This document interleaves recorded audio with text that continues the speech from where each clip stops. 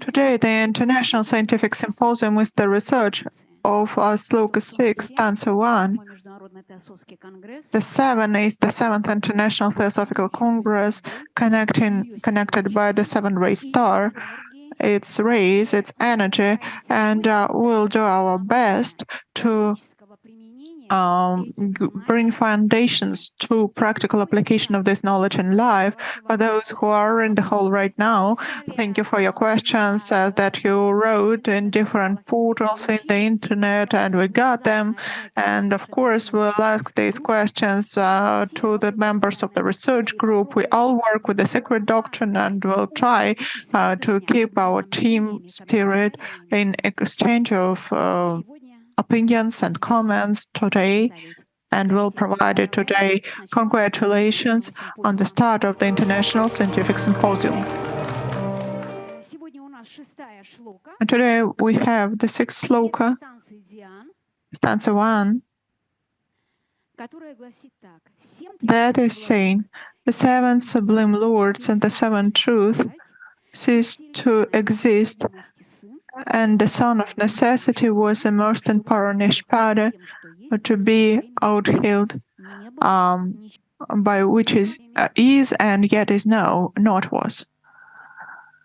Look, according to the first trend, so to speak, which Helena Petrovna represents, they talk about the main thing.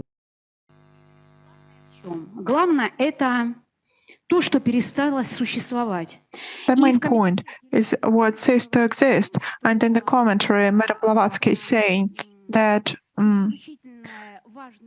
it is an extremely important period before everything was there and ceased to exist. It's related to breathing.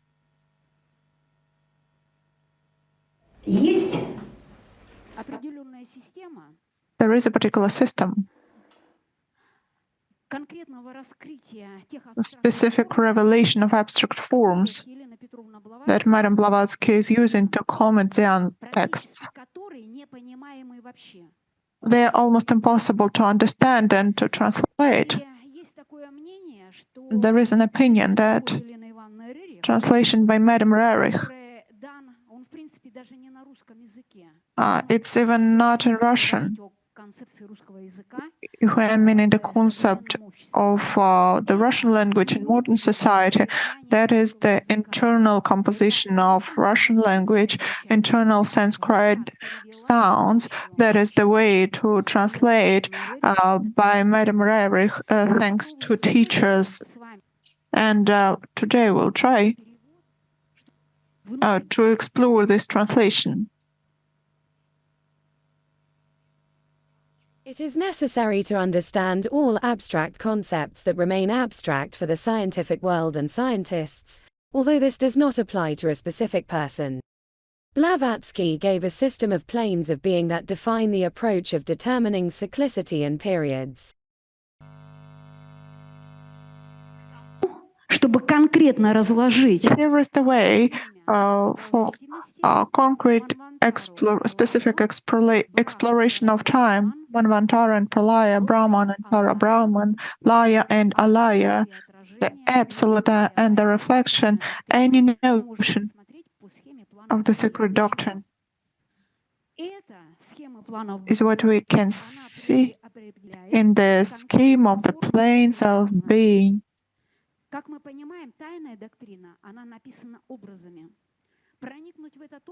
The Sacred Doctrine is written by the images, and it's only possible to penetrate to these images for the individual mind that is subtle enough. Synthesis is what can include any notion of the Sacred Doctrine.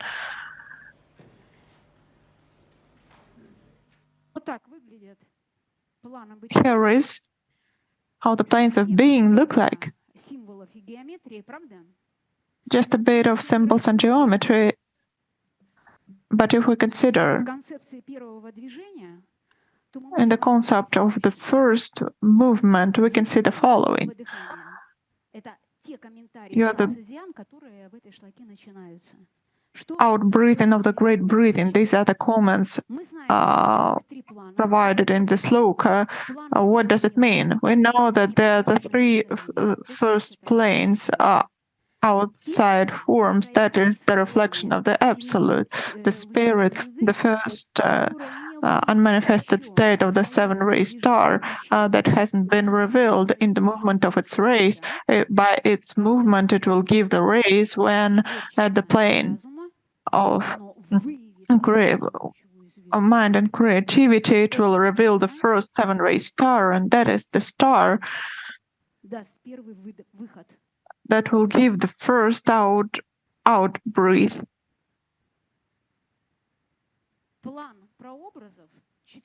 The plane of prototypes, the fourth state, according to the subtonality of the planes of being, is the state where nothing is. There is nothing here, because everything is there. That acquires the great velocity, till the point when it's not possible to measure it. That is why here everything is contained here, because there is the great velocity. The first trajectory, the first track is, if we take it as the first exhalation, then the inhalation of the universe before the start of Manvantara is the first seven-ray star. That is the inhalation. And the point between the inhalation and the exhalation is the state that Madame Blavatsky writes about. That is the very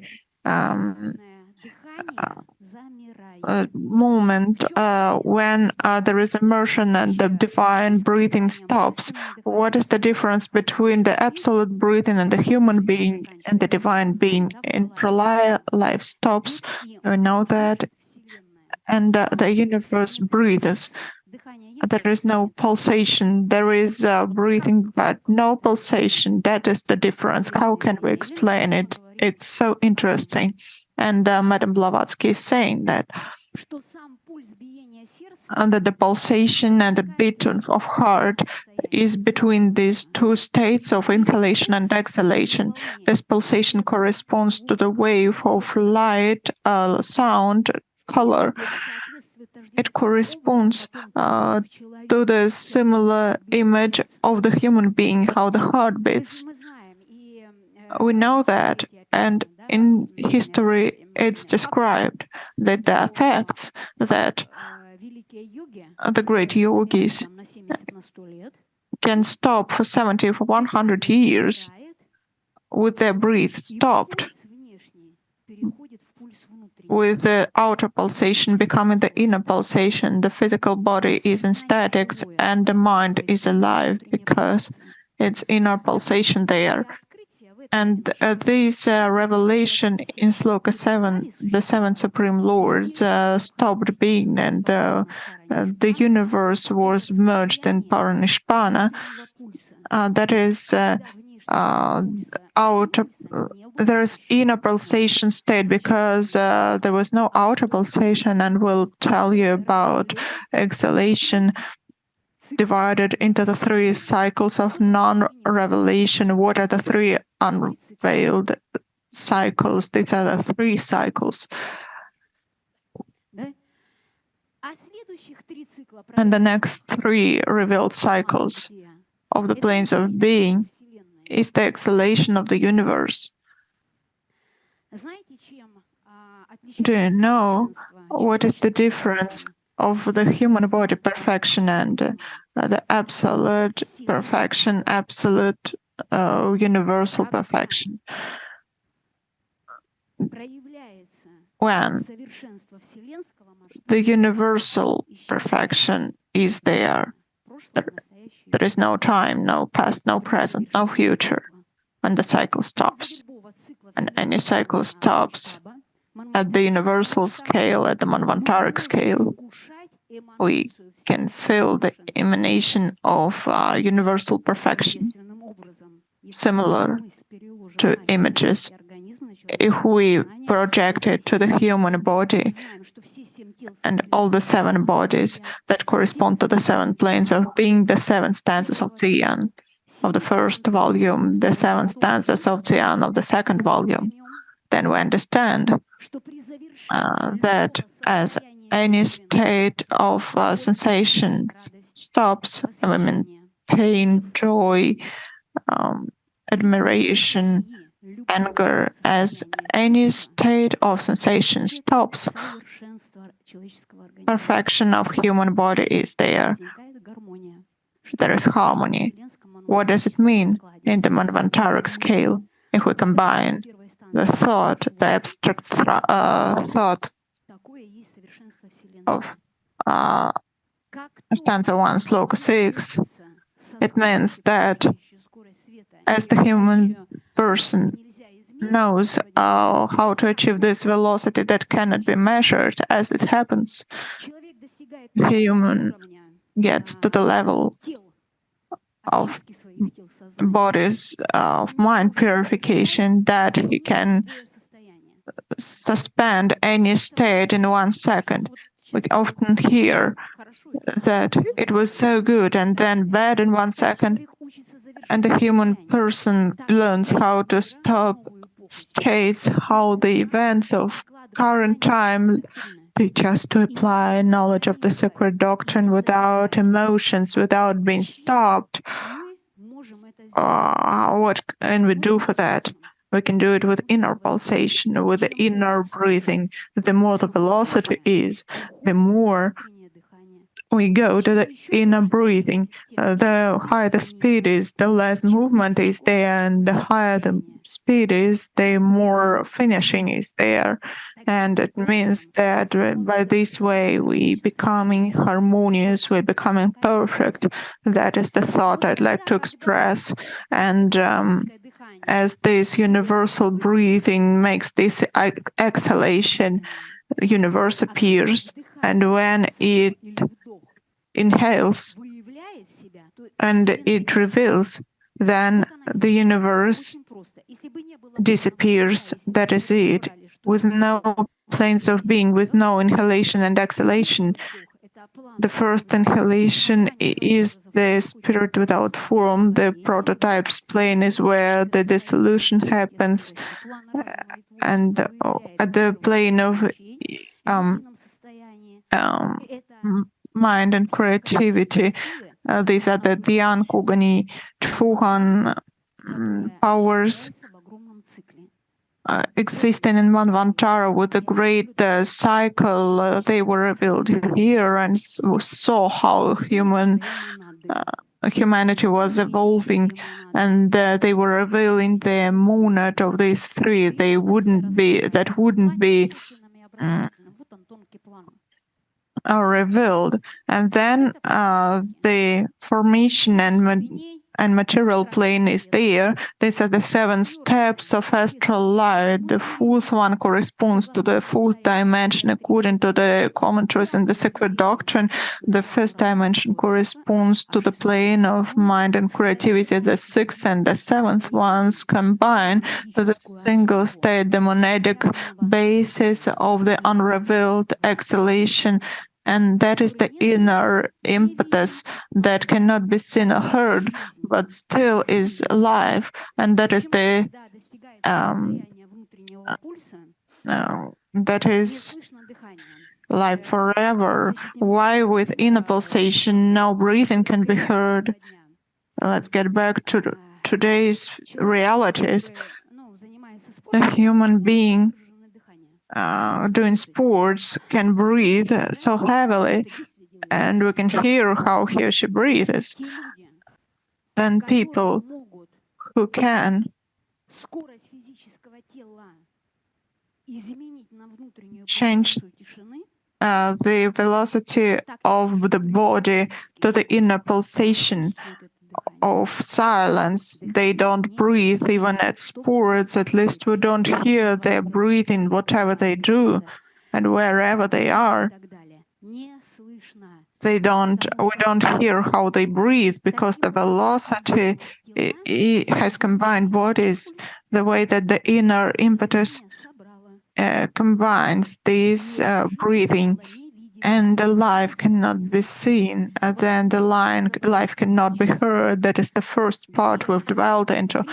And there we can see that time finishes when this finish takes place, and then perfection is there. And the faster we finish any state we are in, the more perfect we are. That is what we should learn. And this velocity of our body purification depends on. And the more we purify ourselves, the higher the velocity is. I'll also mention the three aspects of the absolutes in this Sloka. Helena Petrovna Blavatsky tells us about the fact that the absolute possesses the three aspects, as it doesn't have a foundation. Everybody knows that, of course. What are the three aspects, actually? The first one is breathing, and that's what we've just dwelled into. The second one is the abstract space that we are talking about, these inner and outer bodies. And the third one is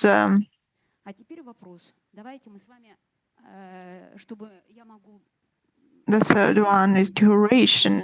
And I can speak a lot, actually, but let's try to reflect. The first three aspects of the absolute, how are they materialized and revealed here? If anyone has an opinion, please raise your hands, and we'll give you the microphone. You'll tell me about the breathing. How is it manifested in this physical world? Then the abstract space and duration as they are materialized and formed. As we were talking about the seven planes of being that are expressed here, given by Madame Blavatsky, these are the seven stanzas, and we are in the first stanza, Slokha 6. It means that we are in the unrevealed planes. Do you get it? In this concept, breathing, abstract space, and duration. Please answer if you have an answer. Mr. Chernov, could you answer, please? What is your thought about? What do you think? Do you have anything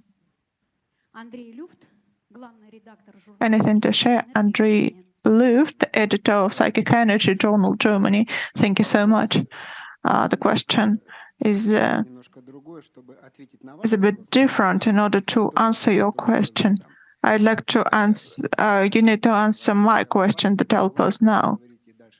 In the Sacred Doctrine and about Pralaya and Manvantara, what exact part of the cosmos are you talking about?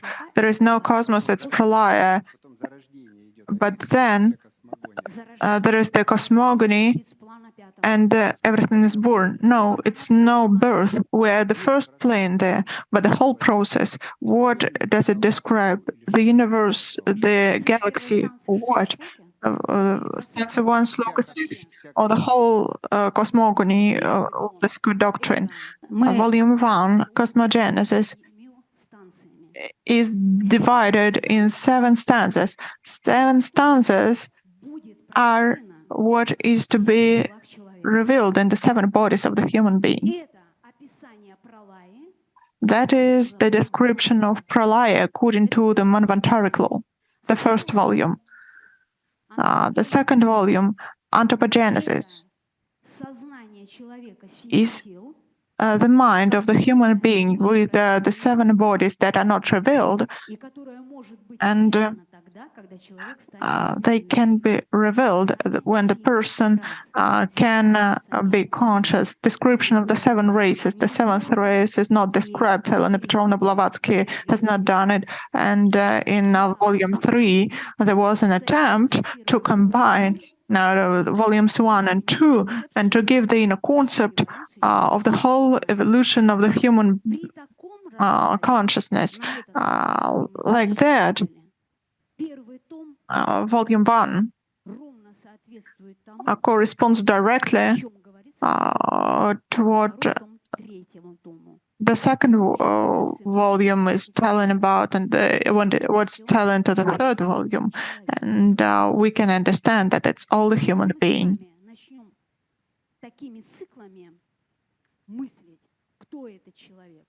If you start to think about cycles, what is Manvantara? There is a cognizant person and an incognizant person, a person who, has an idea who doesn't. And today, our symposium is dedicated to the first stanza, the sixth Sloka. We have a rule. We never talk about anything else that isn't discussed within this Slokha. We are not discussing the other books. We are not answering other questions that are not connected to this Slokha. In the commentary given by Helena Petrovna, we are talking about the three aspects of the absolute in this Slokha. So my question again is, what is your opinion about how the three aspects of the absolute, how is about the breathing, abstract space and duration, what is the concept, and how are they manifested in the plane of reality? Because the three unmanifested planes correspond to the unmanifested planes. By the law of correspondence, through something has to happen. How are they materialized on these planes?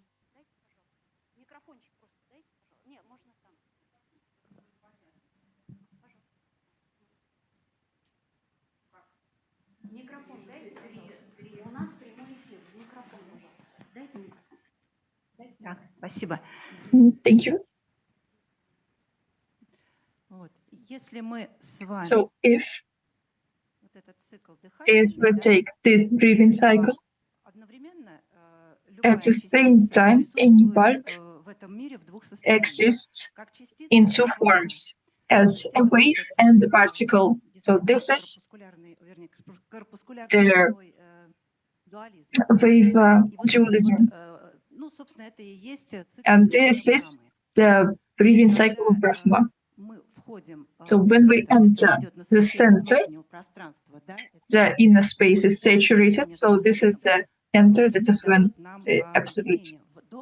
The Russian language explains that when we inhale, we unite with the soul. So this is where materialization happens. So we go from soul, we shine this light, and the creation of the universe happens this way. And in Pralaya is the line that I'm showing. It is the circle that I have drawn, and this is the same line. So this line is the state of Pralaya. So when you're not the particle and the wave, it's a state in between the particle and the wave, a transitionary state. And if we go back to Dzyan or the breathing of Brahma, all of these three phases correspond to the tail and to the going back to your consciousness. When you come back to the material world from the plane of existence, so the particle goes into a wave, and when you're in between the states, you go through pralaya. So duration can be anything. If you take an individual, he has his own cycle, one duration. If we take the solar system, it has a different cycle. If we take an atom, he has his own separate cycle. So here we're talking about the duration of the cycle. What is this? The abstract space. The abstract space that is not seen, it's inside. This is when we are in the soul. So when we breathe in, we go in. Then when exhale, we have manifested the universe. So the manifestation of the universe and its. Thank you. So let's see, what is the difference between the system when we have a thought and we apply it to the planes of existence? This is when we don't make mistakes. So what was the question? Helena Petrovna gives us three aspects of the absolute. Now we've been talking about the briefings about the material world, but this doesn't exist right now. What you've been talking about, this is not something that exists in the three aspects of the absolute that we're talking about. What is breathing of the absolute? It's the disappearance. There is no abstract space, there is no duration. My question was, how are they manifested on the physical plane of existence? You have told us about what you understand about the three aspects, but we already know what are they. We need to know how they manifest themselves. This is why the systematic approach to the secret doctrine is so important. Because you won't make mistakes, you won't go from one book to another, from stanza to stanza, because you will always have a system to apply, and the system will give you the key to unfold any ideas you're interested in. So the briefing, that is the first aspect of the absolute, is manifested in the manifested world by the movement. The breathing of the absolute is not movement when it's in its unmanifested state. You know, there is such a thin difference in the understanding. This is a new idea, a really new idea. And it hasn't been voiced about by anybody else. And we have just spoken about it. So the breathing becomes movement when it's manifested. And from this point onward, we can talk about what you've just mentioned, about how it's differentiated, about how it's formed, about the senses, the four senses, the fifth, the ethereal state of the ethereal body that has just been formed. And so the sixth, seventh are in their latent state because the consciousness hasn't been yet formed and the bodies are still impure by their form. So you understand? We can't talk about the abstract for now. We don't have the words for it. The language has been a long time ago. The language, Blavatsky tried to resume it with the help of his teachers, but now it's not being studied because the systematic approach to the secret doctrine, and I know this for sure, has not yet been applied. Nobody has ever done this. Yeah, we have the School of Philosophy in Russia, which has tried and done this for 25 years, or maybe 30. Who had this experience, who did this, who lived through this experience. So if we go back to the abstract space, the second aspect of the absolute, how is it manifested? Through what is it manifested? In the comments to the secret doctrine, it is said that it's manifested through the mother. And the mother is the matter, the form that gives impulse to the differentiation. So the mother is the plane of the prototypes. This is the Akashic matter of the rhythm of the sound. The first sound will have 3 syllables. And this sound is God. And the septenary star, which goes in this unified movement, in these 3 syllables. And duration. Now, duration is really simple, because here we're talking about pralaya, where time doesn't exist. And when duration is manifested, it's manifested in time. So this is the cosmogeny, is the first discovery of the 6th Slokha first stanza. The 3 aspects of the absolute. The breathing becomes movement, the abstract space becomes the mother or the mother, and duration becomes time. This is it, basically. And then Helena Petrovna goes to the next comment, and she speaks about the state of the complex time. It's about the present, past, and future. And what is real time? the sacred doctrine states that this is Paranishpana, and explains that Paranishpana is, why is it not a complex time? Well, because this is where we have the end, and this is where we have the excellence. So in Nirvana we have illusion, but in Paranirvana the illusion disappears. And Nirvana at this point isn't an excellence, because it's the time to make choice. And Buddha, who renounced the state, who decided to help humanity in his compassion, Jesus Christ, who had the opportunity to fly over the state and then go to the earthly plane to get rid of the seven bodies and go back. And the symbol of Christ is the ascension. And some teachers, some other teachers, of course, had known how to do this. So in Paranishpana, where is the excellence, where everything comes to an end. What's interesting, of course, what else you mentioned, we are not going to talk about the circles because we have already mentioned them before. And I think everybody knows how the four circles correspond to races and how they correspond to the planes of existence, in which of the circles we live right now. Suppose you know. Now we live in the fourth circle, and humanity in the fourth circle. We are developing our lower manas. The fifth race that corresponds to the higher manas, it purifies with its light the lower manas and gives the opportunity for the fifth and sixth principle to join and get unified. And the last thing that I want to mention here, and later you can give your comments about everything that has been said.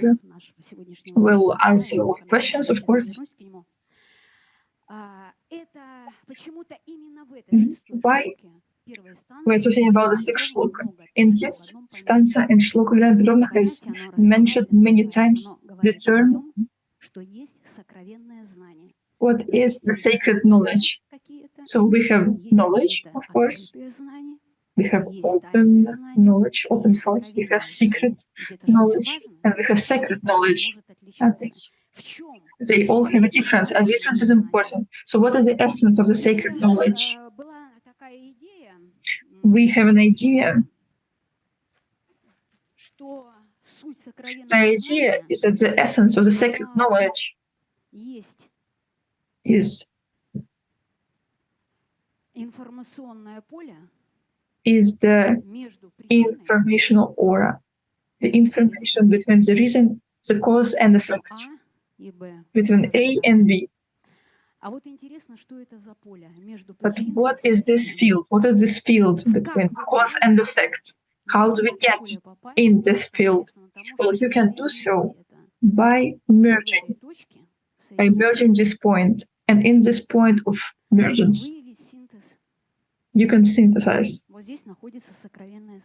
And this is where the sacred knowledge lies, at this point. And this is the difference between the secret knowledge, between the manifested known knowledge, between everything that can be said from the secret, the true knowledge. The secret knowledge is the correspondence between the higher and lower manas. And what do they teach us in conclusion? They teach us the constant development of every living being, of the worlds and of atoms, and how wonderful this state is. And this state doesn't have an end and doesn't have a beginning, which you cannot imagine. So the symbol of the sacred knowledge is 8. The point of the cross point, or the point of correspondence between these two spheres, is this so-called belly button. This belly button, or the point crossing between the winds, between the inner and outside impulses. And this is when we come back to the comment at the beginning of the 6th stanza. Helena Petrovna talks about the difference between the movement and the breathing, between space and time, between duration and movement. So the sacred knowledge compiles everything within it. This is the synthesis of all this knowledge. This is the belly button and the living window.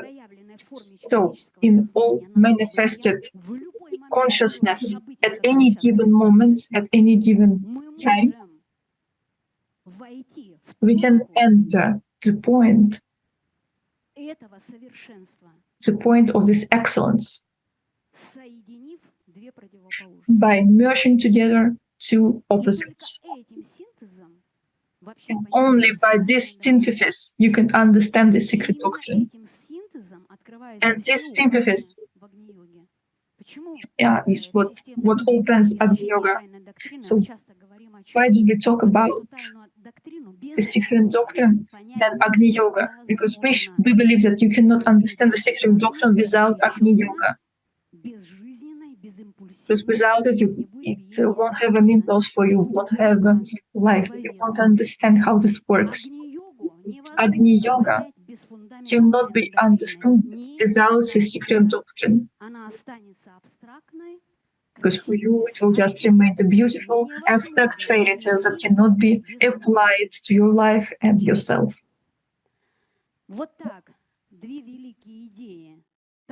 So these two major ideas, the secret doctrine, the fundament, and the Agni Yoga as well, they are united here and give us much knowledge or the opportunity to be present in the Phakatic energy and start to create using our own will. Gods do not have will to create, while humans do. Humans do have the will to create. When Monada begins to be alive, a human starts thinking and he gets his own ideas. And I would like to share them right now with you. Let us start with Vladimir Vasilievich Yary.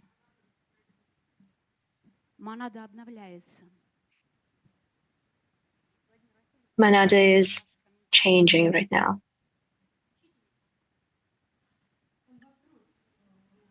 I'd like to start with the following. I would like to answer your question. So what we are talking about, what kind of process? However, the creation of our planetary chain. So I think we're talking about this. Look, the planetary chain has to be correspondent by the analogy with the absolute.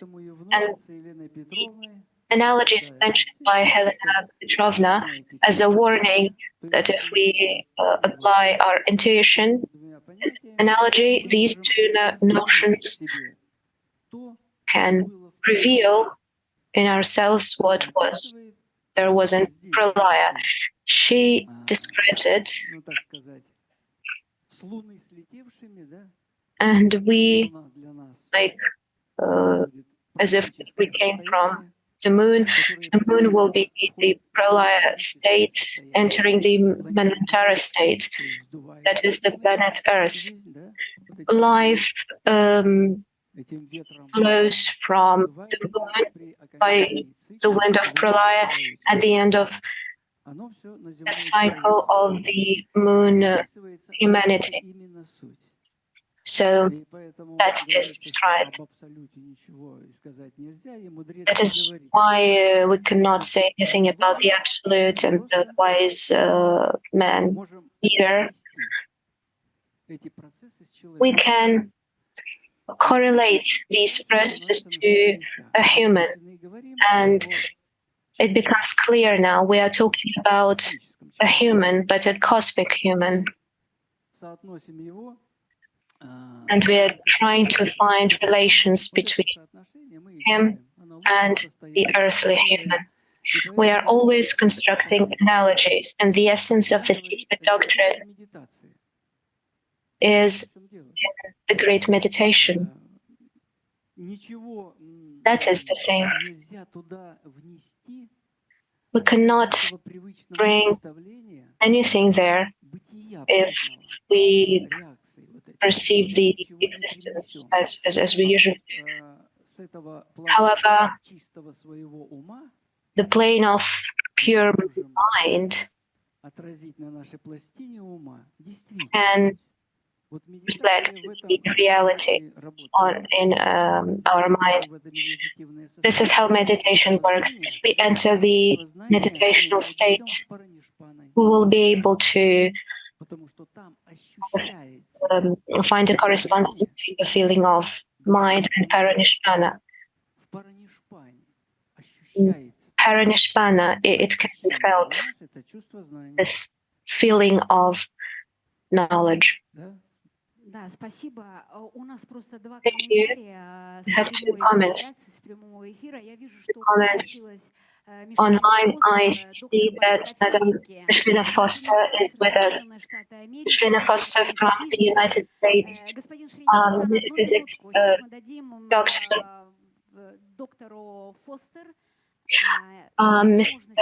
Dr. Srinivasan, please give us 1 minute, because now we would like to give the floor to Micheline Foster. We are listening to you. Hello. The analogy is holding here. The analogy of the human being the reflection of the greater human, the greater man. Есть Мишелина на экране, Яна? And the universe itself. The first three things that you wrote down, the breathing and the space for it. It's like a baby being born.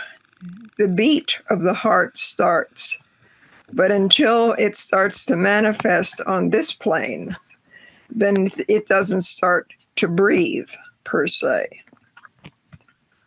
In the analogy that you're giving, it's beautiful because the universe itself first has the event, as Madame Blavatsky would say, the space in which the event took place, and the observer of the event.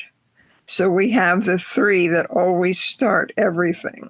We have the pulse that comes from the absolute, of which we know nothing of what the absolute is. We have the pulse that comes from there.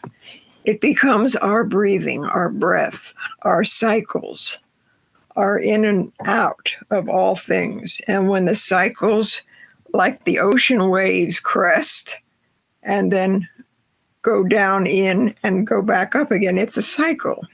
And so as the crest is high, we become that we can understand it. As the crest goes down, it becomes what we call the esoteric study, which is a language that we have to grow into and a being that we have to become in order to understand what the next plane is that we're going to crest onto. As we turn our imagination and our mind from one thing to another, we breathe constantly. We aren't aware of it. And yet today I think of watching you and taking a cup of coffee, my imagination changes, but my breathing continues, just as the absolute always breathes through us.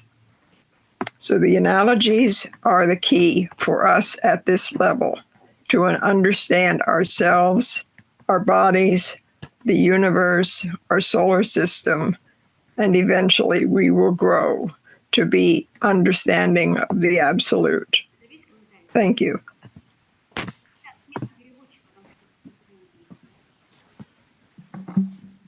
Огромное спасибо. Thank you so much. What I got to understand is the confirmation of the fact that even in the absolute there is breathing, right? To understand you, Miss Helena, there is a kind of scaling of the inner and the outer. And thank you so much for penetrating the sacred doctrine. And Mr. Srinivas is waiting quite long. Right now, we'll give you the floor. Тебя хорошо слышно. Спасибо. Hello. Can I ask? Okay. See, I just listened to your beautiful lecture. I have noticed 2 points. One is often I have been hearing people speaking about pralaya. This pralaya happens between one Manu and another Manu, which takes around 306 lakh crores of years.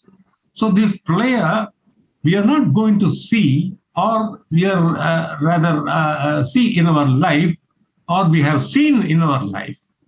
How would you rate that pralaya? In what sense? Because we are out of the 14 manvantras, we are on the 7th manvantra called Vaivasvata. So this is one point. The second point is, from this mundane earth, how the human soul can judge the unmanifest, because you don't have, because Madam has declared that it's only unmanifest and universal consciousness. How would you judge the breathing, the inhalation and exhalation of the universal consciousness with your little, breathing in this mundane earth, which we breathe around 21,600 times per day? If that is so, is it possible to judge the unmanifest, the universal consciousness, inhalation and exhalation, which ultimately leads for pralaya, as you said? I would request you to kindly clarify these 2 points.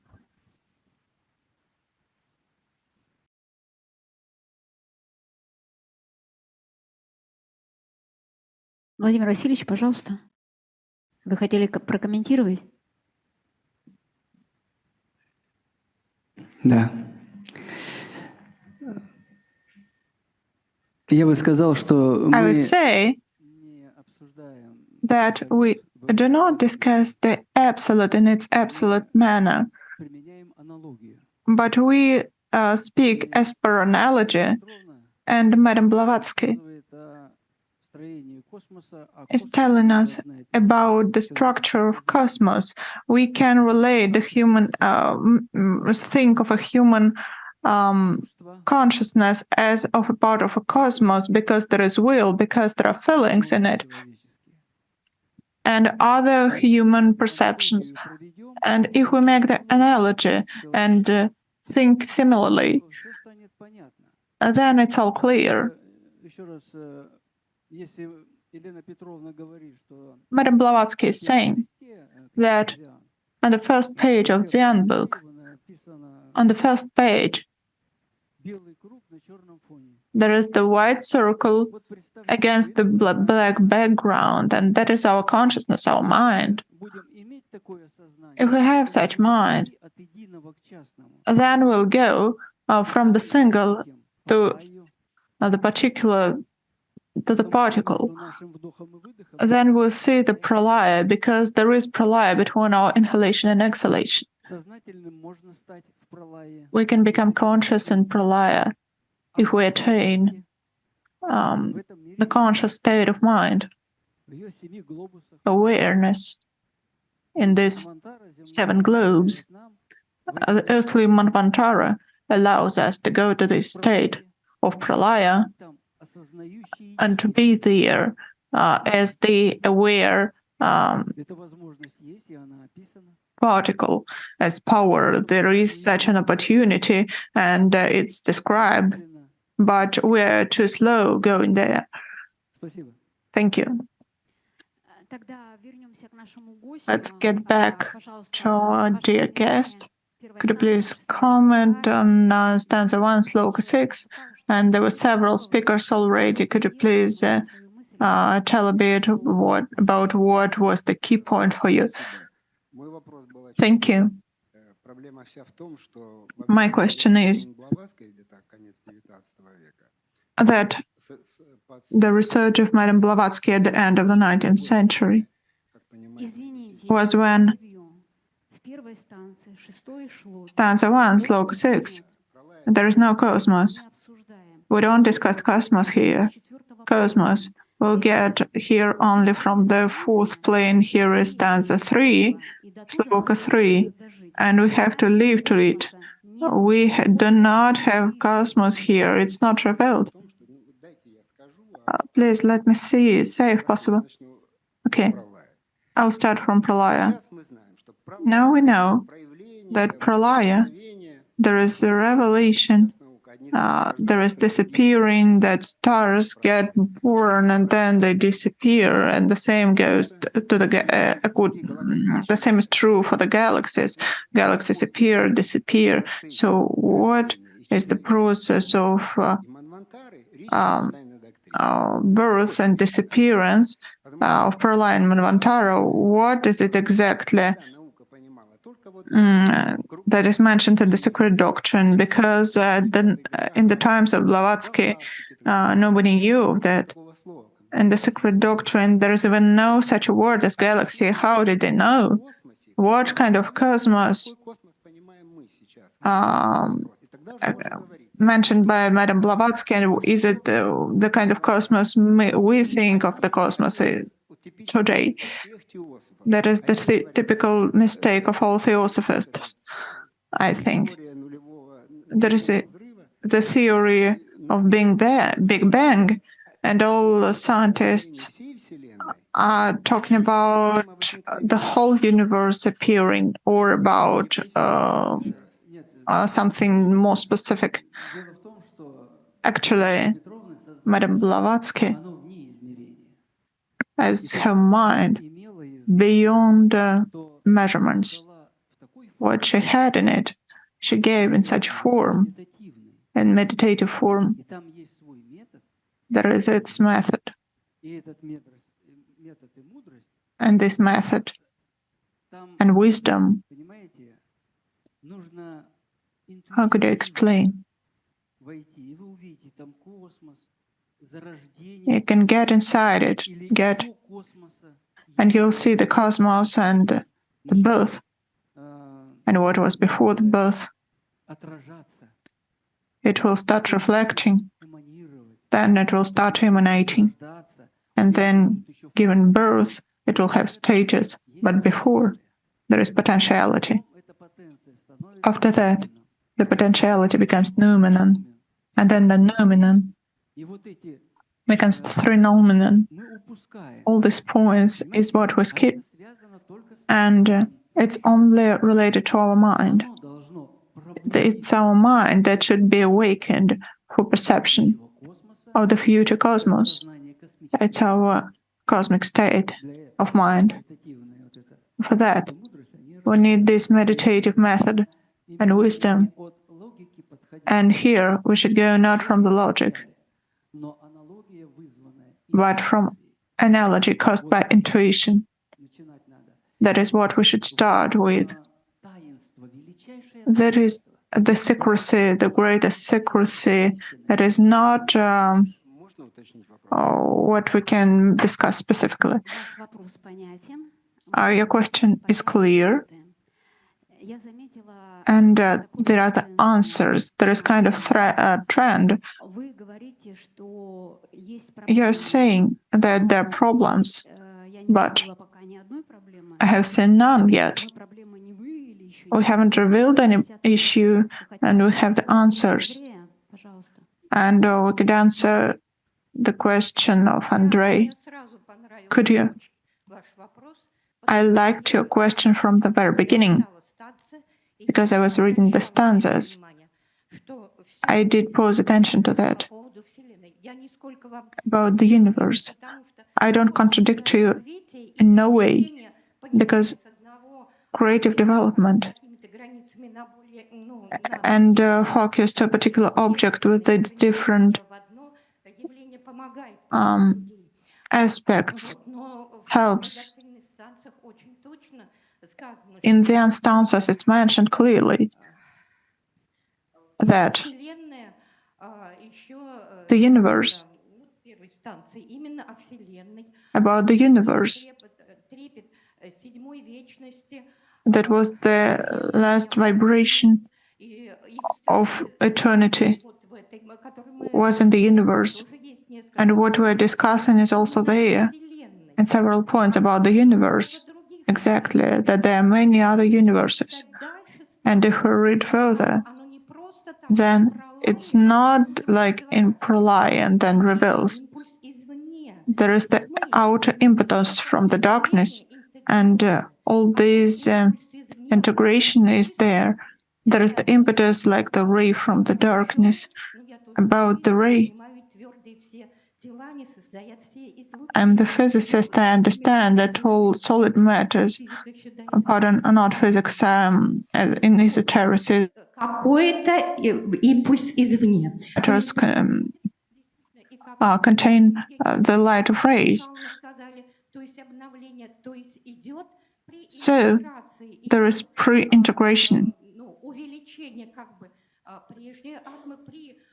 And the previous atoms, there is the outer impetus, and thanks to that, so there is the universe having many galaxies, the universe we know now today, right? There are so many universes. And in this part that we're talking about, there are the words that there are so many universes. Should I read out? It's no contradiction. Universe should be as the maximum. The solar system, the galaxies should also be mentioned, but by cosmos we mean everything manifested is just the matter of terminology. The matter of terminology is no problem, because Madame Blavatsky comments on that and shows that talking about universes, you should say that there is Pralaya and Mahapralaya, Manvantara and Mahamanvantara. And you'd like to know exactly to hear the answer, the one that you wanted to hear. But please say what you mean by the galaxy. What do you mean? And what do you think Madame Blavatsky describes in stanza 1, Slokha 6? Please tell us. You have 1 minute. As you rightly said, it's not possible to understand the sacred doctrine without Agni Yoga, and the Agni Yoga without the sacred doctrine. Madame Rerich was writing down Agni Yoga till 1947. After 47, Madame Rerich was taking notes from Lord Moray on her own, without her husband. And all these revelations are in the Museum of the East, the archives. They are the manuscripts by Madame Rerich. We are deciphering them now and publishing them. And from here, we started publishing all these volumes. We know that. Could you please answer the question? Here, in these volumes, the Lord is saying that in the sacred doctrine, I quote,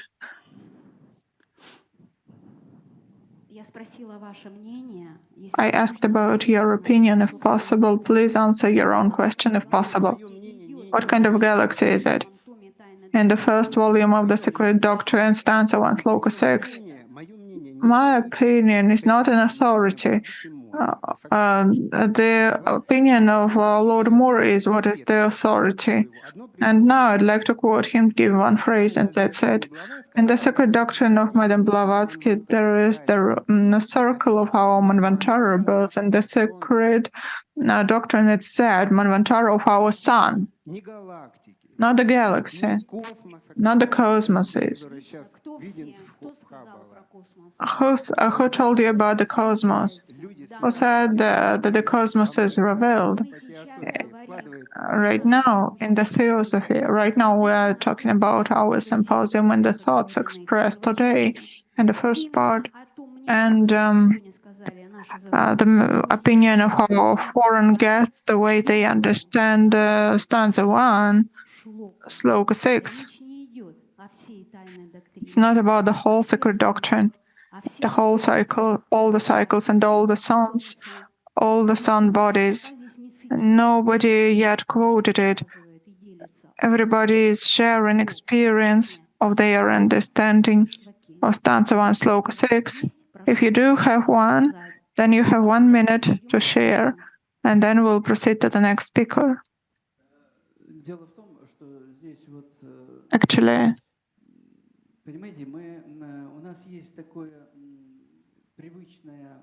we have habitual thinking that we're used to. We live in Maya. It's normal. And we are fed from it, and we are taught by these illusions to penetrate more clear matters. The phrase that the Lord is saying, you quoted, is just the opinion about our solar system. But as for the sun, there is the spiritual sun. And if we think similarly, instead of planets, there will be galaxies. Instead of the sun, there will be universes. That is just a similar way of thinking, the analogy.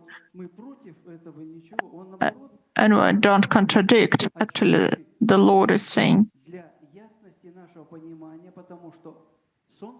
that for better understanding, because the word sun is clear for us, the sun system, solar system is clear for us. We know something. We have something to contemplate. But if he was talking about spiritual sun, then would go directly to the absolute. It would be much more complicated.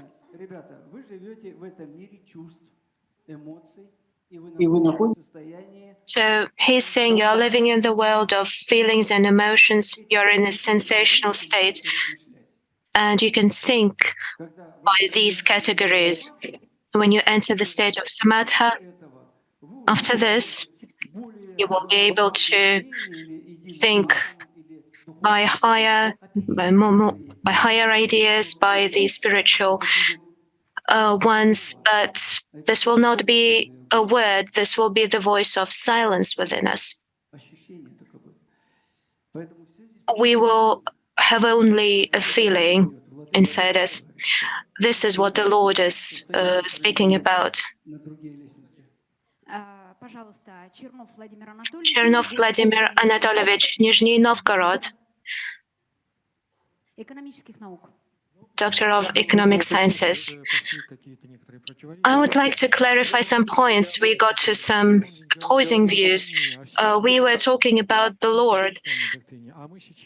We were mentioning different stanzas of the secret doctrine, but now we are talking about stanza 1, Slokha 6. We are talking about this particular stanza. The Lord was mentioning more. However, we are only at the beginning, if I understood you correctly. Yes, thank you. Thank you for mentioning it. Will you please give the microphone to Mr. Volnov? Please express your opinion on cycles, on Manvantara, and where we are right now. You will have 2 minutes. Look, we are entering into a state when we misunderstand the secret doctrine. Science is not about the truth. That's what I was talking about last year and this year. Science changes its ideas regularly. That's how it works. But tomorrow you will understand and perceive the universe in a different way. Our task is to look at this perception but not through the prism of science. I would like to be able to see the truth, but not the illusions that you have mentioned. Yes, thank you so much. I agree with you. If we move into science, if we delve into it in more detail, we will be misguided and we will be losing the main idea. At the beginning, one very important thing was mentioned. We have to be able to complete things quickly, to be able to start them. But questions,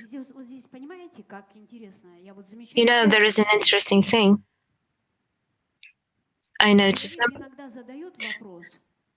a human can ask a question sometimes, but he does not need any answers because he knows the answer inside. He doesn't need any external answers. This is a limitation of our consciousness. That's how science works. There is no use in it. And our task, we are not in the 90s or early 80s. At those times, the people were trying to prove something, to find something and prove it. And the conceptuality of this knowledge has been proved. We are not proving it right now. That's not what we are trying to do. We're not trying to prove that to our colleagues. We are in the same informational field. We are not trying to prove anything. The only thing that we can do is to study this knowledge. If you have studied something, share it with the whole world, share your understanding of it.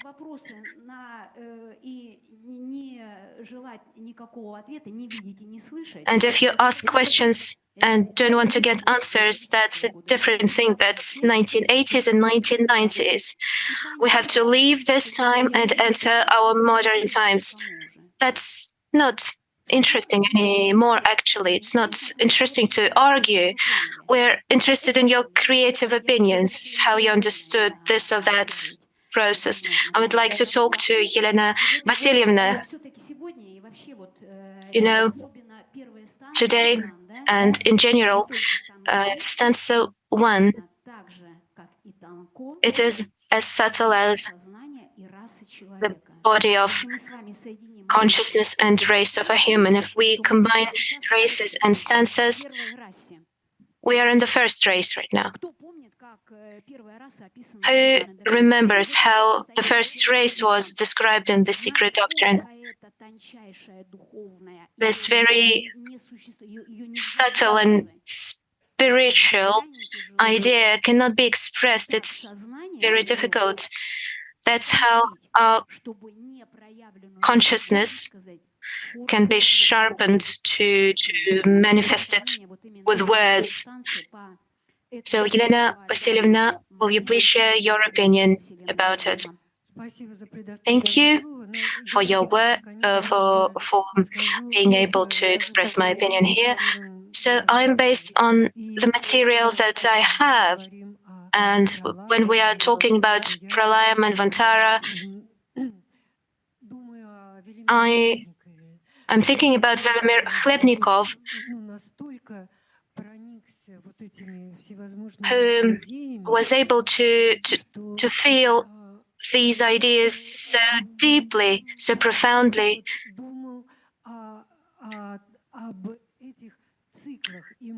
He was thinking about these cycles, and during a break we were discussing it. He was saying that a new Kalpa started since 25 December 1917, and we were trying to figure out why this particular date was chosen as a new Kalpa. Khlebnikov created a formula of time, the formula of positive and negative events. And dear colleagues, I said that one student at the University of Management where I worked, this student was extremely interested in this formula. And for positive events, he took the victory in the Second World War. And using his formula, he made calculations. And for a negative event, he had Belgrade bombing. Means that time does have cycles, does exist in cycles that haven't yet been manifested. That's what I wanted to say. Thank you very much. Do you have a comment? Oh, yes. Vladimir Anatolovich. I have heard your opinion, and I would like to express mine. So, we are talking about the absolute. Blavatsky said that it cannot be expressed in any idea. We can just feel it, perceive it. And she said that the best characteristics of the absolute is its movement. Vladimir Ilyich Lenin said that motion, the absence of motion is relative. And what is the energy of movement? This is the world exists in oppositions, in extremes, and their battle, their fighting leads to movements. In school, we know that if we take two leaves, a white leaf and a black leaf, these are opposites. This is a contradiction. The black one, it receives the light of the sun, and vice versa. Blavatsky says that certain dark forces, they lead to the evolution, but these are contradictions. The good and the bad, they exist because of each other, and this opposition leads us to evolving. Moving is eternal. Inhaling and exhaling is a certain opposition as well. Manvantara and Pralaya, these are two extremes, two opposing things. They change each other, and such an opposition leads to a new synthesis, to a new creation, to a new process, and then to shaping in the world of forms. Thank you. Yes, it was mentioned in the secret doctrine. Thank you for your comment. There was an idea mentioned in your idea in this direction. That Kalpa was in 1917 as it was calculated.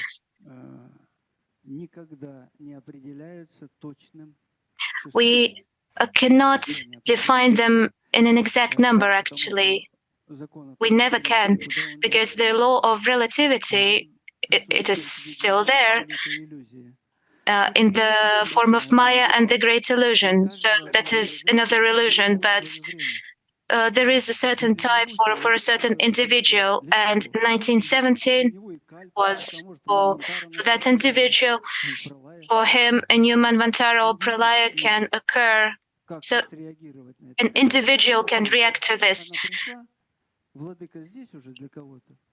So the epoch of the Aquarius could be noticed by one individual and not by another. So this is all relative. And humanity cannot know the exact dates. So let us return to the text of Dzyan.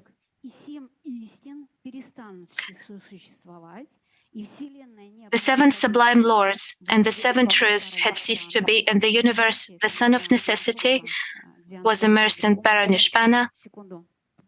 One moment.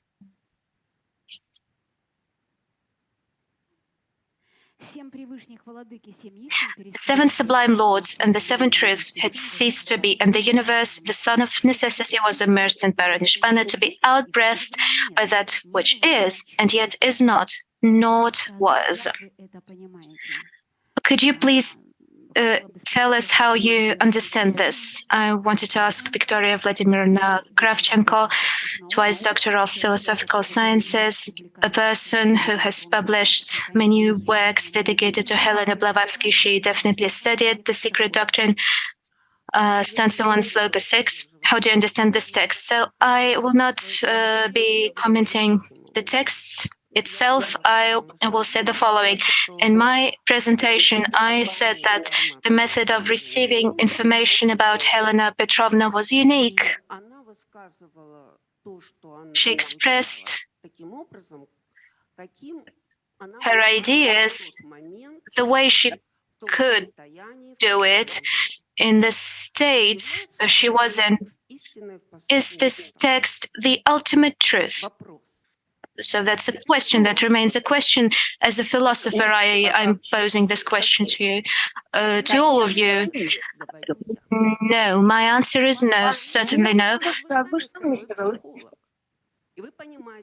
You're a psychologist, and you understand that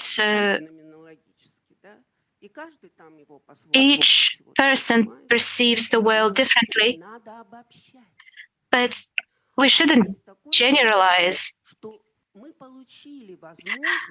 So imagine we are now in the opportunity to discuss it and to study it. So this is a great gift. This is the source of our development. So not a dogma, but a discussion. And if a person has an opinion, certainly a person can express it. We can discuss it, but this is just an opinion.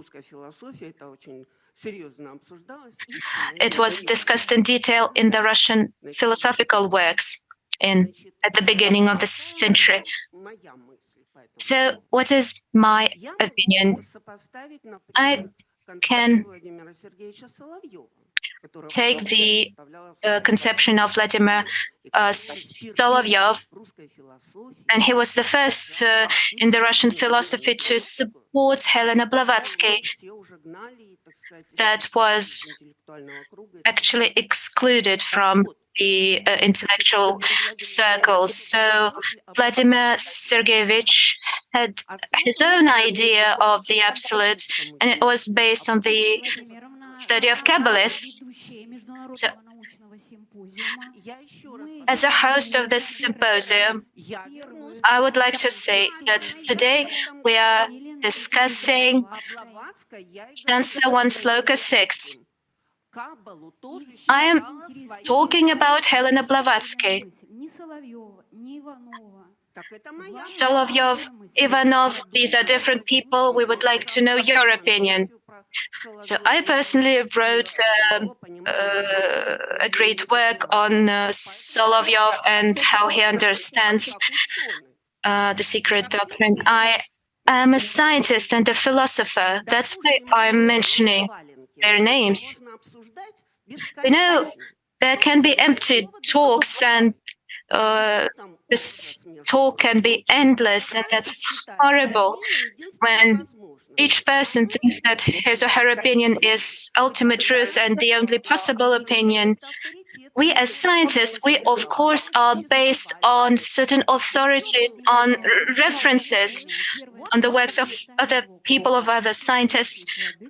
Still, could you please express your opinion on Stanza 1, Slokha 6, the seven sublime words and the seven truths that cease to be, and so on? As in Kabbalah studies, absolute became dual, and one part ceased to exist, and in Kabbalah studies it's called Simtsu. Thank you. Thank you for your comment. we finally were able to hear it. Thank you. Hersonov Alexander Ivanovich, you wanted to comment this stanza 1, Slokha 6.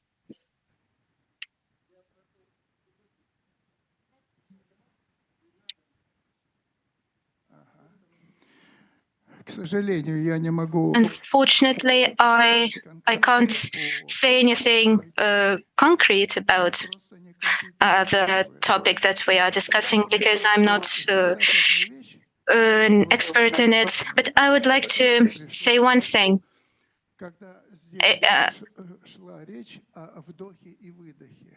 When we were discussing inhaling and exhaling and the highest level, I got this insight, so to speak. I studied the history of Russia and its cycles, and everything there is also based on its inhaling and exhaling. And I think it's interesting because the universe is breathing, and a state since the time of its birth, ancient Russia, it is also breathing, inhaling and exhaling.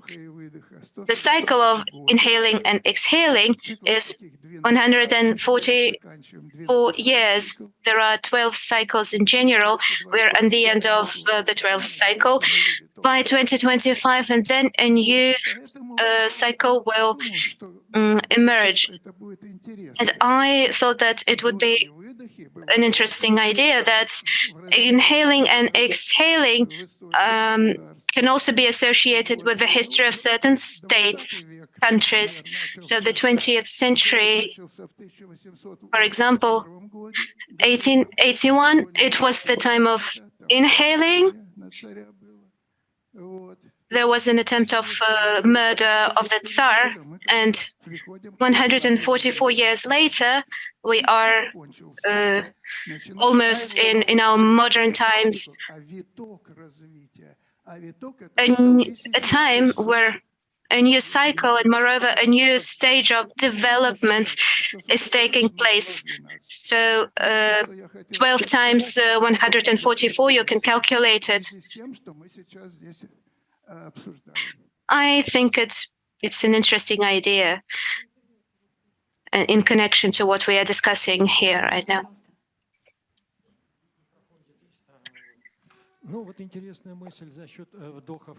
It is an interesting idea, and it led me to the following thoughts. Manvantara and Pralaya, decay and evolvement change each other. Kali Yuga and Sati Yuga, these notions should be mentioned. Kali Yuga is Pralaya and Sati Yuga is development and renaissance. We are in Kali Yuga. I cannot say whether we are in the stage of inhaling or exhaling. So either Pralaya or Manvantara will be inhaling or exhaling. So anyway, Kali Yuga is at its end, and we are moving on to Sati Yuga. The world is changing. Russia is experiencing major changes, and the whole universe, its development is based on it. The notions of inhaling and exhaling are the basis of the evolution for many centuries and millions of years. It is the basis of development and cycles, decaying and renaissance that change each other periodically. Thank you. I would like to draw your attention to the following. When we are discussing inhaling and exhaling, there existed and there exists a kind of yoga called Raja Yoga that discusses mental breath, mental breathing. So mental breathing gives birth to a creator, and this creator can be in Pralaya and Manvantara, but he is the creator, and at the beginning of Pralaya, he gets a certain idea of a future universe and future planets and so on. The spirit of each planet is primarily was thinking in pralaya and had to realize that idea. So what is theosophy about? What is its call to scientists? Basically, to enrich and spiritualize their intellect. Intellect has a certain position, a certain pose. Spiritualized intellect is a kind of intellect that exists in the hierarchy of light. And when it enters this hierarchy, it becomes spiritualized. Intellect or personality becomes spiritualized, and each time the multitude of these expressions, they lead us to the feeling of knowledge. And such a person with a philosophical kind of thinking, with a philosophical state of mind, it is a very subtle fire that exists in a different dimension. He is observing. And imaginary thinking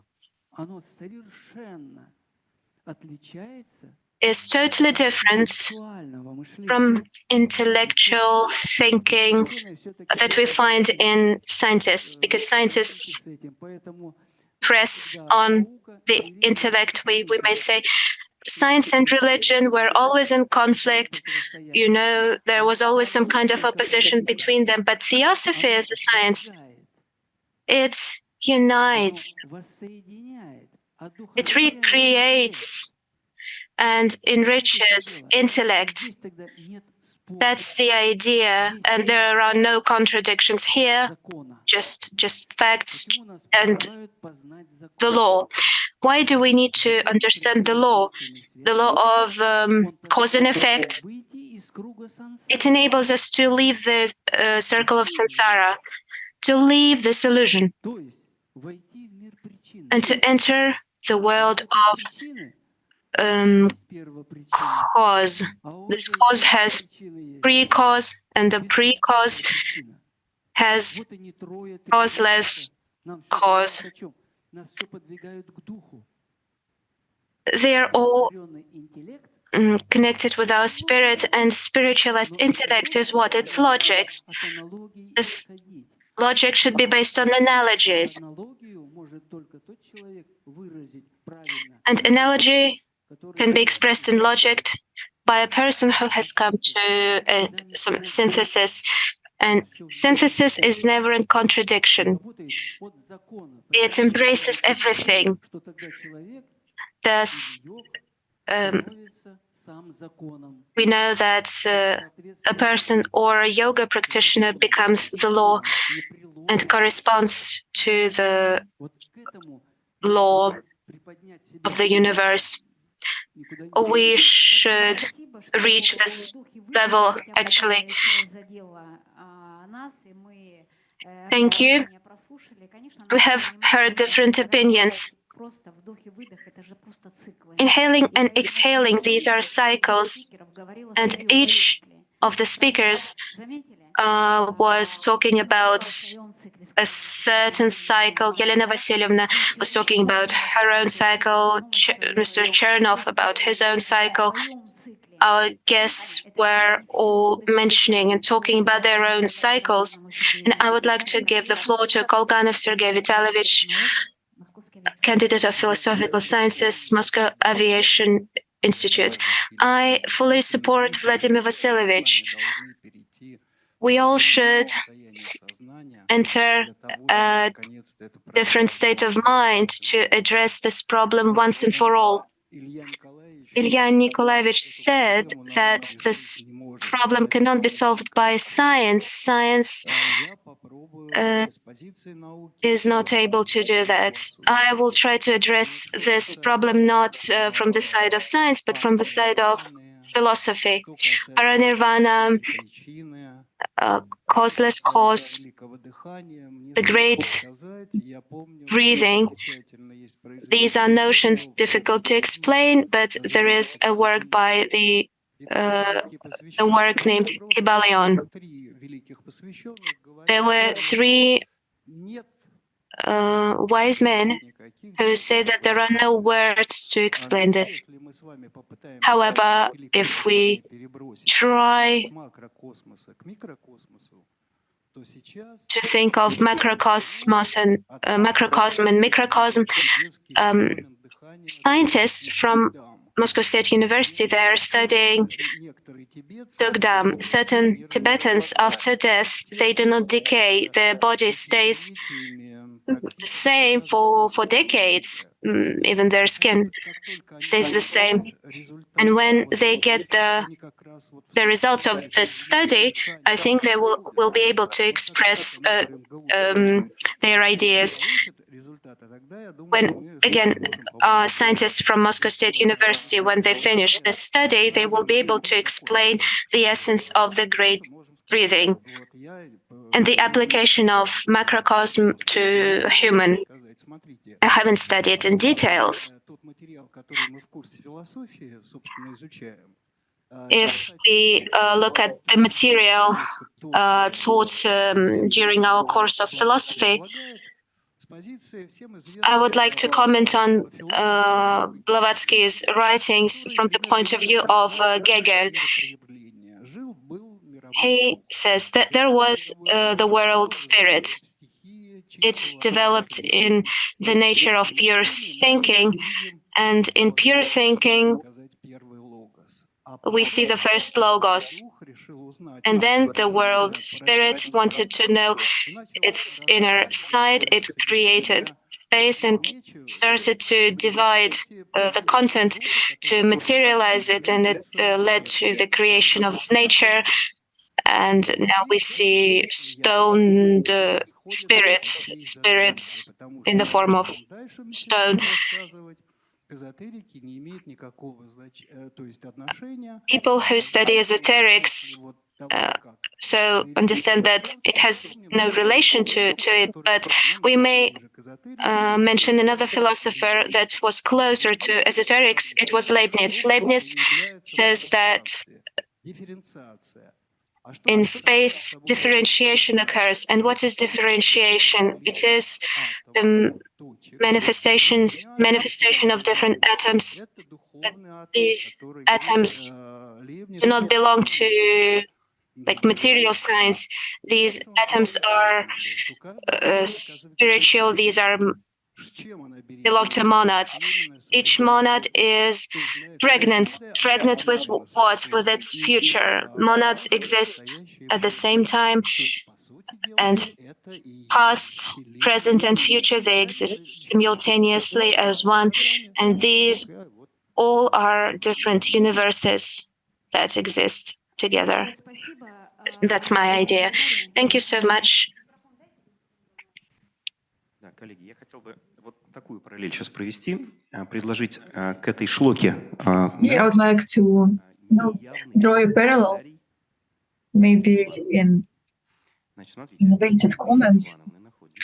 So, in Blavatsky's works, we found this comment, which is connected to differentiating the esoteric and material, and comes to the number 7. So she says that when we talk about the 7, this is the exoteric layer, and the other comes to the number 8. So when we talk about this shloka, we see the number 8. 7 is number 7, the 7 sublime lords, and the son of necessity. So 7 plus 1, the son, is 8. So this is the thought I want you to think about. So we have been talking about the sacred knowledge, about 8 is a number, and in the Slokha, Helena Petrovna talks about the sacred knowledge and the 8 that you've mentioned. So the universe, or the sun, or the will that will give this movement, and this which will show the end of the sun, the end of the universe. They all have within them the impulse of breathing, the impulse of the sacred knowledge. So the monad hasn't even been assembled. It will assemble itself only in the third Slokha, first stanza. So do you imagine in what kind of state we should enter to understand how Atma is being conceived right now? Because monad doesn't exist at this point. So the high energy, the high harmony that is needed to do so is inconceivable. So you understand that there is so much information. We have so much information that it's hard to find the point that we really need right now. And only one word, the word 7, if you've mentioned. This is just one word that he has been able to pierce through.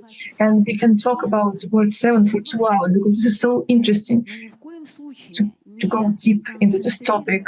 But we shouldn't concentrate our attention on the multiple ideas, multiple points. And how Buddha, he decided whether to take a disciple to his school or no. He put an object before his disciple and asked him to describe it with one word. So try to describe it with one word or with 1,000 words. So this is the great synthesis. And for 2 hours we've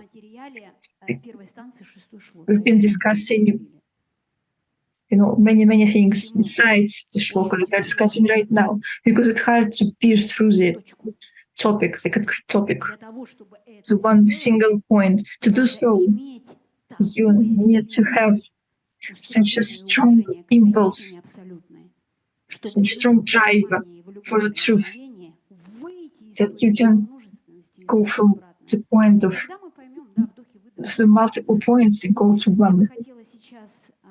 And now, if you allow me, I want to ask our guests how they are doing, what they have understood so far, what they think about our symposium. We have a special guest from Turkey, Istanbul, Ardem Kurchay.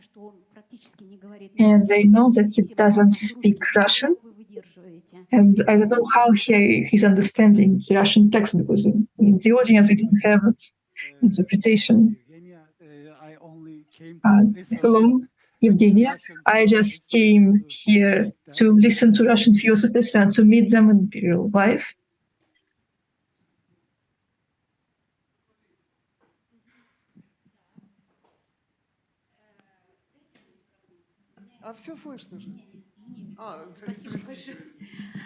Можете тогда спросить, что вы... So, what did you understand? What did you hear within 2 hours about the great Stanza Dzyan? Yes. Generally, I know the subject, but I listened. I read in Turkish and I listened in English. So I cannot use these words in daily life. I am trying to which Russian word is which English word. I am trying to understand and taking notes.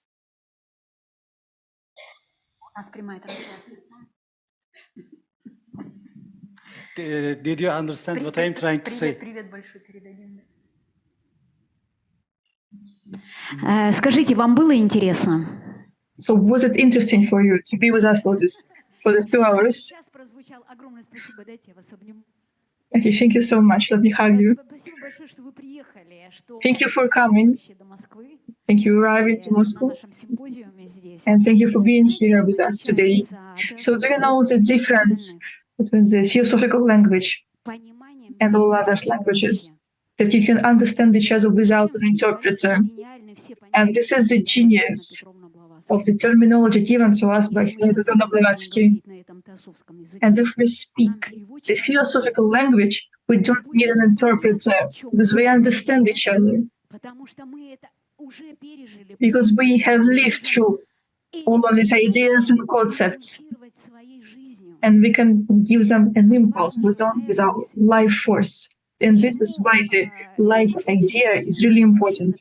The last year, I forbade people from citing even Helena Petrovna and the Rarick family, because this is a dead thought. So this is line that unites two opposing forces. Even, we all have a deep understanding and deep evaluation of Blavatsky and the Rarick family, and yet we don't want to cite them because we need to have live in our discussion to gain a new understanding of the terminologies they gave us, so that they continue to emanate light, so we can communicate with each other, with our enlivened thoughts. This is more interesting, I think, than citations, because citations, they are dead. Even though they were given to us by great people, and only when an idea pierces through your consciousness, only then can you give it in your own words.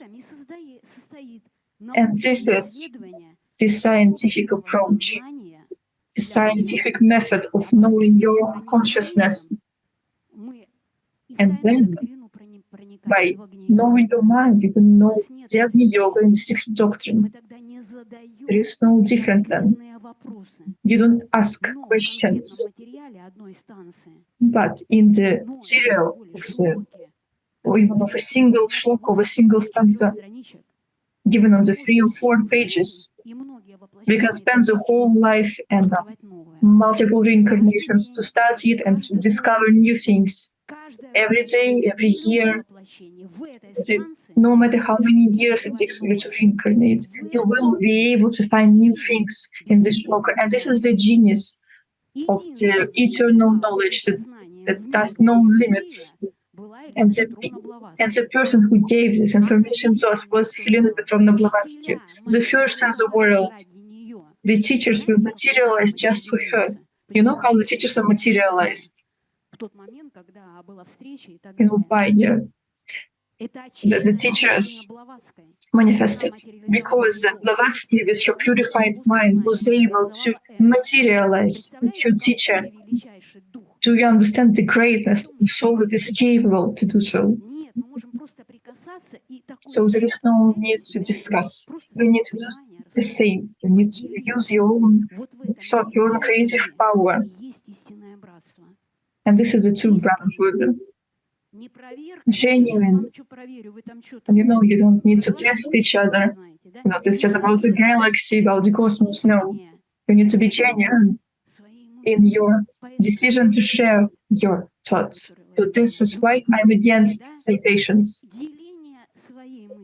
To be able to share your own ideas is really important. So thank you so much for proving my point. Without even knowing the Russian language, you have conveyed the true conception of the Slokha that we're discussing. And this is it. And this is a genius understanding, because the heart, in its genius and its ingenuity, allows us to share the light within us. If anybody has any other thoughts or comments to share, you have 1 minute, and then we'll finish the round table and the seminar with the general concept of the Slokha.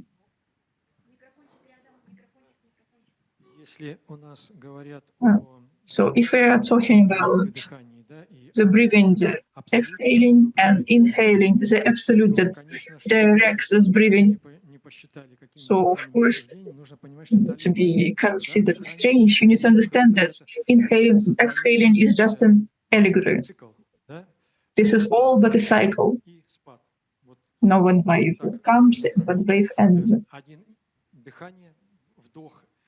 So inhaling and exhaling. So inhaling is just when the universe expands, and exhaling when the universe starts to deteriorate and degrade.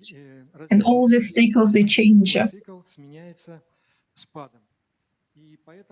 And that's why here, right now, we can apply this to the human evolution, for example. Now, if we talk about Kali Yuga, we are at the point of pralaya, of exhaling, of an end, because Yuga is a deep energy. It has to be changed by Satya Yuga, the light energy. So what is happening right now is the beginning of Satya Yuga. And the Armageddon that we're seeing right now, this combat, this is all but the beginning of the new cycle. And if we talk about the Blavatsky as the great truth, I think we can give birth to a new religion. Blavatsky said that there is no religion higher than the truth.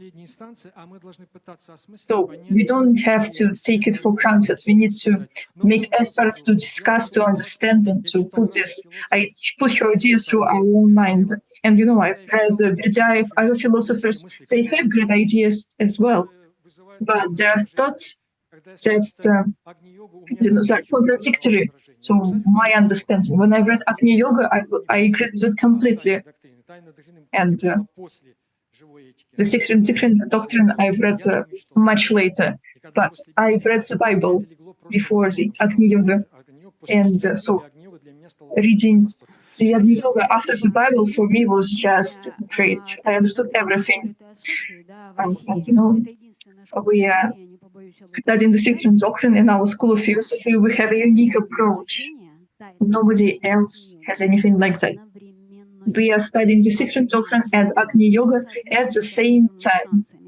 From the calling, we're expanding our terminology, and we're applying all of this knowledge to an individual. So thank you very much for sharing your idea with us. Let's come back to the hardest point, is limiting the terminology of the Slokha. If we talk about the abstract and we apply it to the planes of existence, right now you can see that in this point is a reflection of the absolute. 3 planes of the soul that are unmanifested. The monads, the triunity, in the triangle, this is the culture, or the reference to the light, or the higher mind. Here, this is the crucifixion of this light, of each consciousness that brings about its own idea, the first manifestation. So, the planes of existence that you see right now, and how they are higher, put into a hierarchy. Initiative is being born on the planes of existence. A person is being born. First, a human is being born, is manifested. Here, his evolution begins, and then the differentiation takes place on this plane of existence. And here is where initiative is found, initiative and understanding, on the plane of creativity and knowledge. So understanding is revealed only when the septenary light and his ray touches us, 7 and 8, and within it is 10. So this one whole ray, 10, is the 7 manifestations and 3 unmanifested. So this is the esoteric inner state of the ray. And where does coordination happen? The coordination, so a person has choice. You have the choice to differentiate good and evil, light and darkness, understanding and ignorance. There are 2 triangles, good and evil, soul and matter, and coordination, or the emergence between the soul and mind. And this is where it happens. The physical plane of reality is the densest physical realm.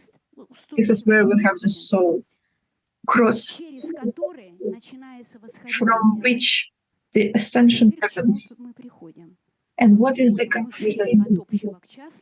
We came from the general to particular, now from particular to general.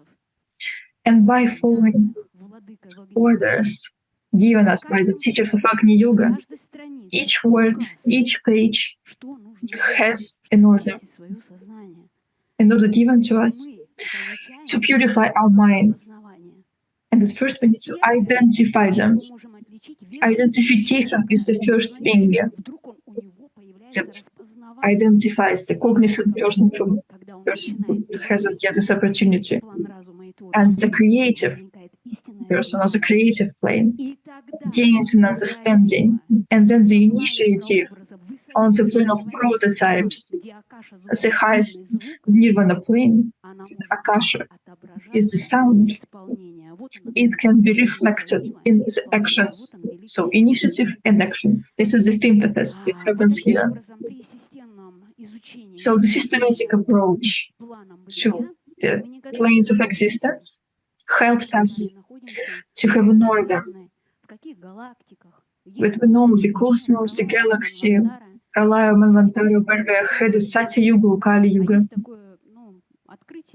And there was a recent discovery that Kali Yuga has different stages. And in Satya Yuga, there are Kali Yugas as well. So this is just a state of mind. If you are at the point of joy and bliss, this is Satya Yuga. If you are feeling the opposing feelings, you are in Kali Yuga. So today's stanza calls for us to stay in Satya Yuga, in the light, and to be one. And then this goal of the human evolution to be able to think, to tie, and to become the septenary, the ideal septenary, when the great cycle ends. The great cycle of evolution, of course. Only then the great end will come about. And the seven sublime lords and the seven truths will cease to exist. And the universe, the sun of necessity, will be immersed in Pranishpada, to be exhaled by what is, and the same what is not. And in the meantime, there was nothing.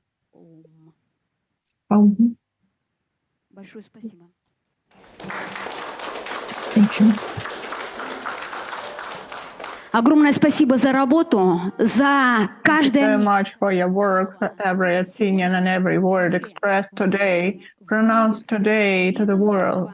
And that's great, as this knowledge, because in our hearts resonates, it makes us say something. It means that this knowledge is really relevant for each start and finish of the cycle. Why is that there are no finish? Because at the finish, the new cycle starts, and that is the evolution of evolution itself.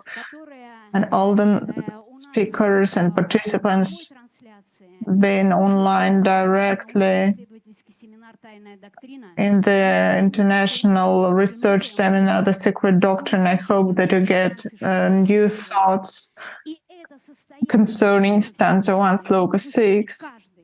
And that is the state of mind for each of you. And that is the state of mind of your will, of your cycle, of your thought. That is the inner point of Stanza 1, Slokha 6. Thank you so much.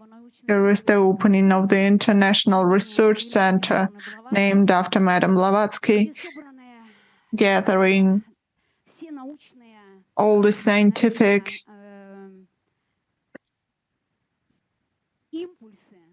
impetuses given development in the future.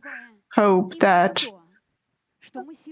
the fact that today we've been concentrating, and tomorrow especially in the 7th International Theosophical Congress, give every area of science a different understanding and acceptance of the spiritualized mind mentioned by Mr. Yar and Mr. Kolganov. Today, Mr. Volnov pronounced a poetic speech Mr. Chernov mentioned the cycles, and Madame Victoria also made a point at what Madame Blavatsky was saying. At the 18th century, Andrei made us work in a particular direction so that our mind stops moving. Mr. Yari gave us the heat of heart. Madame Helena Vasilyevna pronounced an abstract creative thought having heat. Thank you, Mr. Alexander, for this note of inhalation and exhalation and for combining the thought. Thank you and congratulations from the nominee of the special diploma of the international musical competition named after Madame Blavatsky, the small girl having this prize, Hope, Daria Pisova, Simferopol.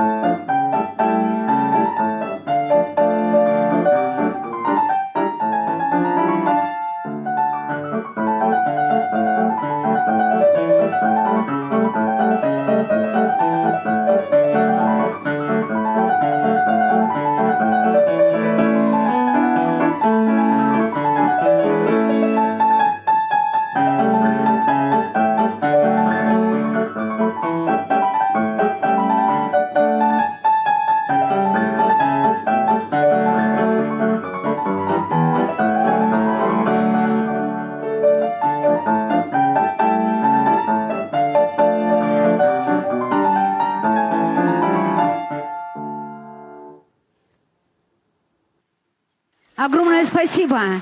Thank you so much. The prize Hope is acquired by the creative thought of the child, 10 years old, taking part in the international competition named after Madame Blavatsky. That is exactly the response to the point whether it's relevant and not to the question of how long we should be in these energies. The great fundamental book, The Secret Doctrine, is given for the third millennium. Let's try for the whole third millennium, at least try to start studying this great teaching and be in this energy. Dear friends, thank you so much for being with us. Thank you, Madam Micheline Foster, the USA. Thank you so much. Dr. Srinivas, India. Thank you so much. Dr. Huang, Seoul, South Korea. Thank you so much for being with us and for turning the space of knowledge, beauty, and truth waiting for you tomorrow at the top day, the finishing day of the Congress, where the round table of the 7 speakers, the 7 round tables of the 7 direction will start tomorrow for you.